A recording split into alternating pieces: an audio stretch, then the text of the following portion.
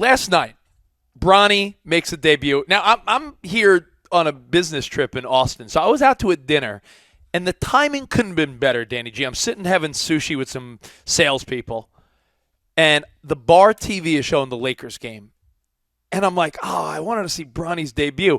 And as we're wrapping up and they're signing the check, end of the first quarter, and I'm like, perfect. Couldn't have been better timing. I'm standing at the bar watching the whole second quarter now. I'm like, come on already. When are they putting Bronny in? Let's do this.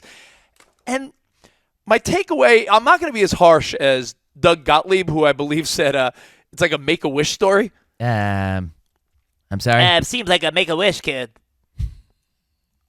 I just felt like it was less about Bronny, more about LeBron. Like, look, we're throwing LeBron a bone here. It wasn't about Bronny. Look at you. You made your NBA debut. It was more like, LeBron, your boy got a chance. Thank you. Like, thank you for everything you've done in the NBA. We got you. I mean, I kind of expected it to feel like that a little bit because we know Bronny's not some all-star player. He's a bench warmer. Well, Yeah. I mean, Big Mike, who runs this place, that Who? he runs this place. He's the bald guy with the goatee, right? Yeah, Kinda the looks like older Bruce- Stone Cold Steve Austin. Yeah. Like Stone Cold meets Bruce Willis or something, that guy? Yeah. Yeah. He said, how often do you see a guy get 3 total minutes in the second quarter? That's not like a bench player 3-minute role. Like it was clearly an orchestrated, listen, media's here, fans are here, they want to see it.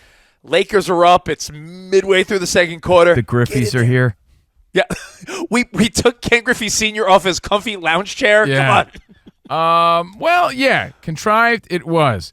But I think they balanced it or smoke and mirrored it as well as they could, because my gripe with it yesterday was to announce they're going to do it to the start of the second quarter, really made it feel even more forced. Well, they didn't announce that. That was what Windhorst was putting out there. Okay, because that's all I was yesterday. reading all day, is that they're going to put him in the start of the second quarter, start of the second quarter, start of the second quarter. That was sort of the story.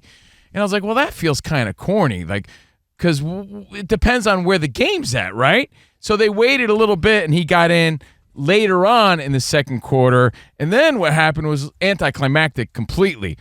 I like the story. I love the story. I don't want to take away from the story. I think it's a very, I'm going to say on a Way Back Wednesday, a precious moment, like those little figurines your aunt collected. It is a precious moment. It was a precious moment. In fact, I want a precious moment of the precious moment. But it was anticlimactic in the sense that he comes in, it was a cool photo op, a cool moment. I watched it. We all watched it. Wow, man, we're watching history. This is the first. This is the Griffey Jr. of NBA. LeBron, he did it, man. Your son's in the league. This is great. I can only imagine how you feel. But then they go on a 7-0 run and then a 7-2 run, and Redick's forced to sort of make a move because the team had to get back in the game again. So they took him out real quick, which took away from the moment.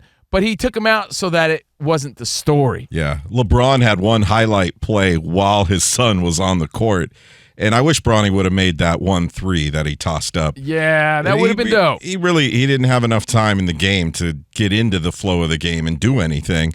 So for the haters, it was perfect because you either went to bed last night or woke up with all the memes and the stats saying, here's LeBron's stats for the game. And yeah, obviously they weren't good. Yeah. Redick took him out so that the story wouldn't be, and the team came back when Bronny was in.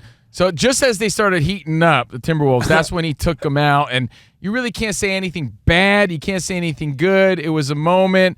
And look, he's got to get his feet wet in the NBA.